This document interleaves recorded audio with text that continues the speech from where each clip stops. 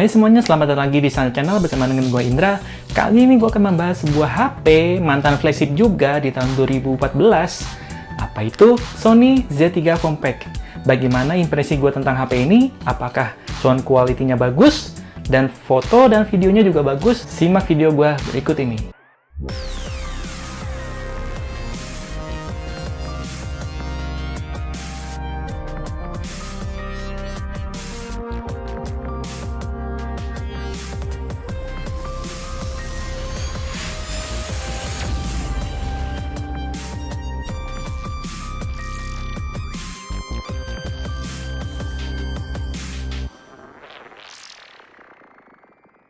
Oke, pertama gue akan bahas sejarah singkat dari Sony Z3 Compact ini. HP ini rilis tahun 2014 guys. Itu berbarengan dengan iPhone 6 dan Samsung S5.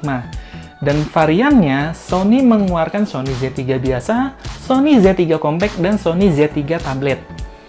Dan kenapa Sony mengeluarkan Sony Compact ini?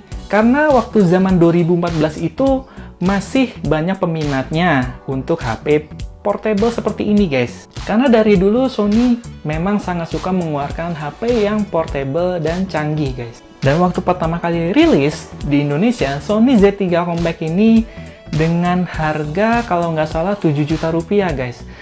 Dan sekarang di tahun ini gua dapat Sony Z3 Compact ini dengan harga 500 ribuan aja. Sekarang gua akan membahas spesifikasi dari Sony Z3 Compact ini.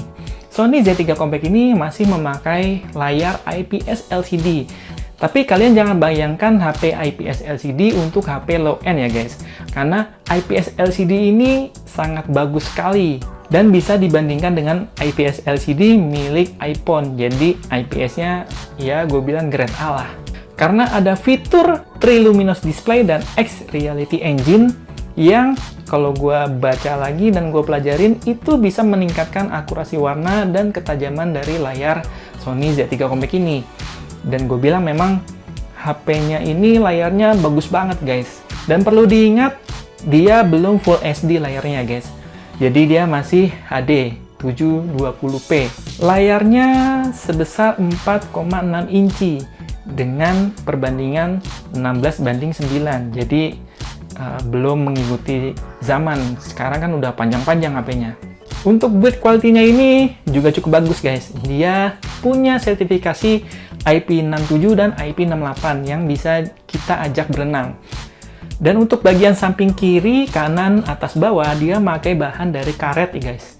Dan karet biasanya memang berguna untuk menyerap benturan. Jadi kalau HP kalian ini misalnya Z3 Compact ini jatuh, itu minimal bisa menyelamatkan HP kalian dari benturan. Untuk prosesornya, dia menggunakan Snapdragon 801, RAM-nya 2GB, dan memorinya 16GB untuk internal. Dan bisa di-expand dengan microSD. Dan untuk Sony Z3 Compact ini, dia masih single SIM di semua varian.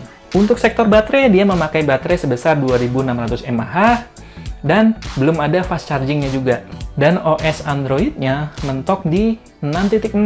Jadi udah nggak ada pembaruan baru lagi dari Sony untuk Sony Z3 Compact ini. Dan untuk tes Antutunya, gua mendapatkan skor sebesar 75 ribuan.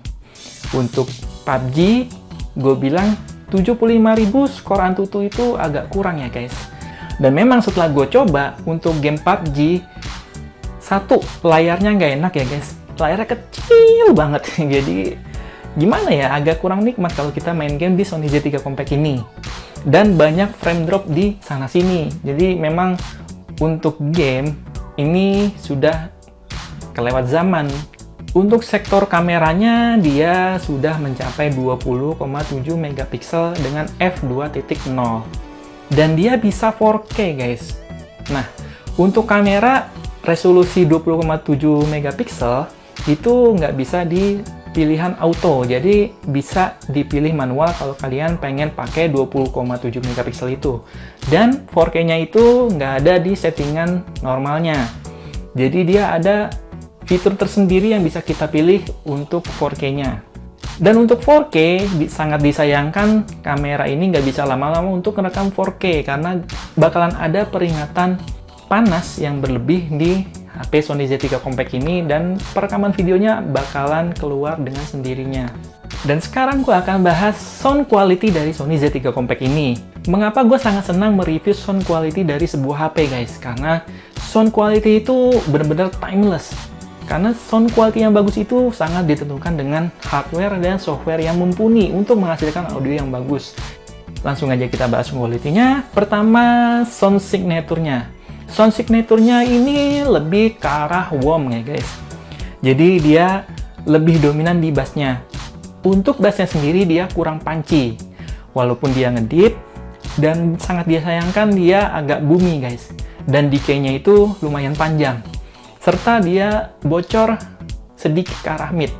Jadi menutupi sedikit dari treble dari Sony Z3 Compact ini. Dan suara vokalnya itu agak mundur dan suara sibilance-nya lumayan kedengeran. Dan untuk sektor high-nya atau treble-nya dia masih kedengeran ngecering. Tapi yang gue bilang, untuk sound signature warm biasanya ngeceringnya itu nggak tegas banget suaranya. Jadi agak ketutupan dengan bass. Dan untuk sound stage-nya gue bilang dia cukup sempit. Tapi lumayan juga untuk separasinya. Jadi untuk suara instrumen masih bisa kedengeran berdiri sendiri. Secara overall gue nilai sound quality dari Sony Z3 Compact ini nilainya ya sekitar 7 dari 10. Dan gue nilai dia lebih unggul sedikit daripada Samsung S5 yang pernah gue review. Untuk kalian yang pengen nonton review Samsung S5, silahkan tonton link di atas. Untuk sound quality Sony Z3 Compact ini sangat cocok untuk kalian yang suka pop, rock ballad, lagu yang slow-slow, atau instrumen musik.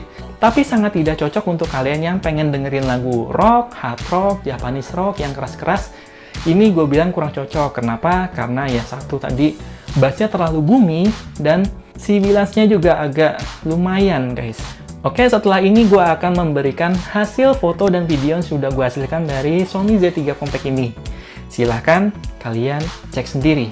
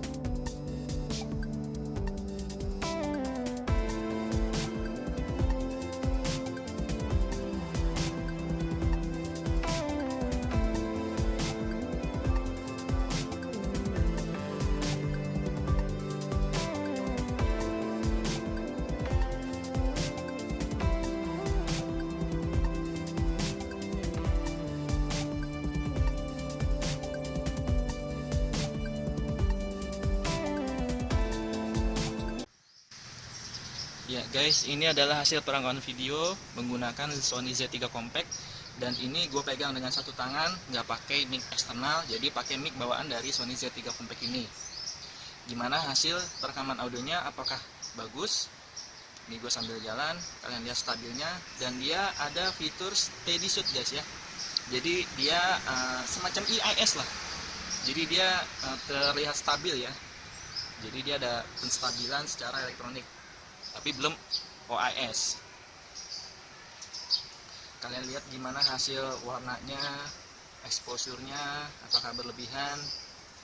Dan kalau gua pikir dengan adanya steady shoot ini, dia masih worth it untuk kalian pakai untuk ngevlog.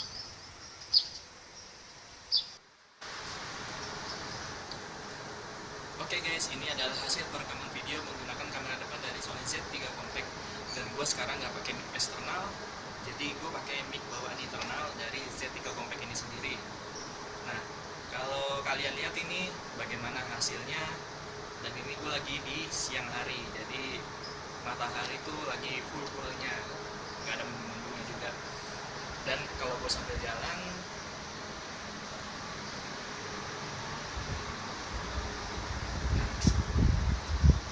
kalau di kamera depan ini nggak ada IPS-nya ya, nggak ada fitur steady shoot-nya seperti di kamera belakang.